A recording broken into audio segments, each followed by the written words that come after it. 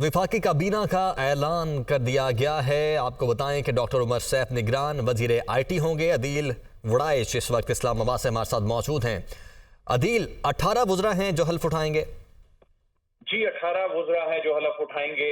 अब से चंद मिनट बाद तकरीब शुरू होने जा रही है। अरेंजमेंट हो गया है। जिन शख्सियात ने हल्फ लेना है वो ईवान सदर पहुंच गई हैं और इस हवाले से ये इशू जो बहुत एक ऐसा इशू जो इंटरनेशनल लेवल पे हाईलाइट भी हुआ है, तो इस हवाले से वो शख्सियात जिनका इस वक्त रेलेवेंस बनती है, जो अपना किरदार अदा कर सकते हैं, जो पाकिस्तान का फेस होंगे, जो जब तक इंतखाबात नहीं होते, जो कि बज़ाहिर नजर आ रहा है अगले 7-8 माह जो इंतखाबात होते नजर नहीं आ रहे, जिसमें इलेक्शन कमीशन ने अगरचे अभी अनाउंस करना है, लेकिन जो इस वक्त सिचुएशन जो नजर आ रही है, जो ग्राउंड रियलिटीज नजर आ रही हैं, तो वो यही नजर आ रही है कि ये जो निगरान सेटअप है ये तवील अरसा चलता नजर आ रहा है। तो ऐसे में ये निगरान काबीना जो है, माजी की निगरान जो काबीना थी उससे काफी मुख्तलिफ है और इस पे बहुत सी उम्मीदें इससे लगी हुई हैं इस निगरान काबीना पे। इसलिए भी उम्मीदें हैं कि इस वक्त मुल्क जिन हालात। अच्छा आदिल, उम्मीदें तो बहुत सी हैं इस टीम से, लेकिन इस टीम के लिए चैलेंजेस क्या क्या होंगे ये बताइए।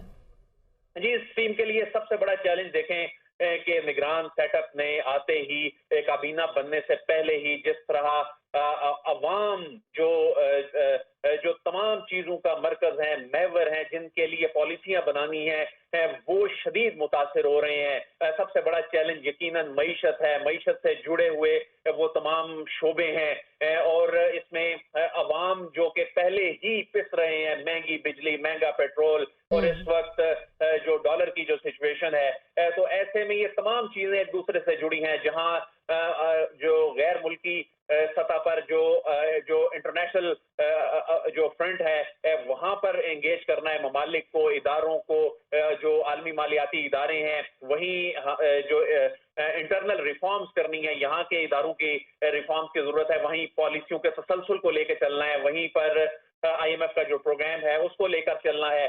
तो ये तमाम चीजें जो एक दूसरे से जुड़ी हुई हैं। ऐसे में मुल्क के अंदर एक साजगार माहौल बनाने के हवाले से, सरमायाकारी के हवाले से, सिक्योरिटी को बेहतर करना है। तो ये तमाम चीजें जो इंटरलिंक्ड हैं, ये तमाम चीजें जो हैं वो आकर अवाम पर ही रुकती हैं और अवाम को किस तरह इस वक्त जो इकोनॉमिक सिचुएशन है इसके इम्पैक्ट से इसका जो इम्पैक्ट है वो कम से कम नेगेटिव इम्पैक्ट आए। क्योंकि इस वक्त आप देखें कि गुज़िश्ता रोज जिस तरह पेट्रोल की कीमतों में होशरुबा इजाफा हुआ, आने वाले वक्त में मजीद कुछ ऐसे डिसीजन लेने हैं, ये क्रिटिकल डिसीजन जो कि सियासी जो हुकूमतें। अदिल, मैं यही पूछना चाह रही हूँ, ये जो इंटरम सेटअप है अवाम को किस हद तक रिलीफ देने में संजीदा होगा, क्योंकि ये अवाम के मुंतखब नुमाइंदे नहीं हैं और कल को अवाम को जवाब दे भी नहीं होंगे। लेकिन जिस तरह हमने देखा हुकूमत के जाने के बाद डॉलर की कीमत को पड़ लग गए, पेट्रोल की कीमत में इजाफा हुआ है, तो ये टीम किस तरह से अवाम को रिलीफ देने के लिए काम करेगी?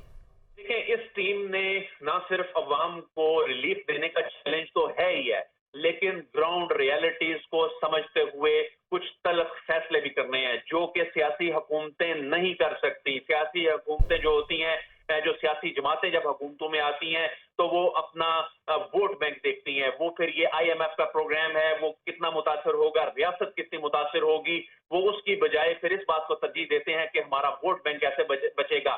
मिसाल के तौर पे जिस तरह भी इस्लामाबाद इंटरनेशनल एयरपोर्ट को आउटसोर्स करने जा रहे हैं 15 साल के लिए, इसके बाद निजकारी के बड़े मराहल शुरू होने हैं। तो जब निजकारी के मराहल की जानिब जाते हैं तो हजारों लोगों के रोजगार, हजारों खानदानों के रोजगार का मसला सामने आता है, तो उसमें सियासत आड़े आ जाती है।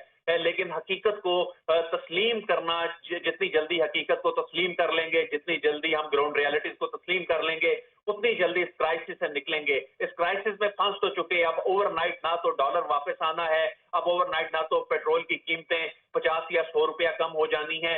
ये एक पॉलिसियों के तसलसल के नतीजे में स्टेबिलिटी की जानिब बढ़ना है। उसी सूरत में ही एक वक्त ऐसा जरूर आएगा, उम्मीद कर सकते हैं कि अवाम को इसके रिलीफ मिलना शुरू है। लेकिन अगर हम कहें कि अभी इन इक़दामात के नतीजे में और अभी इन फैसलों के नतीजे में कोई अवाम को रिलीफ मिल जाए, ये अभी मुमकिन होता नजर नहीं आ रहा। लेकिन एक चीज जो बड़ी खुशाइंद है कि जिस तरह से जब हुकूमतें जारी होती थी और जब नई हुकूमतें आती थी तो उसमें अपनी अपनी तरजीहात होती थी, उसमें रियासत को किन चीजों से फायदा या नुकसान हो रहा है ये नहीं देखा जाता था।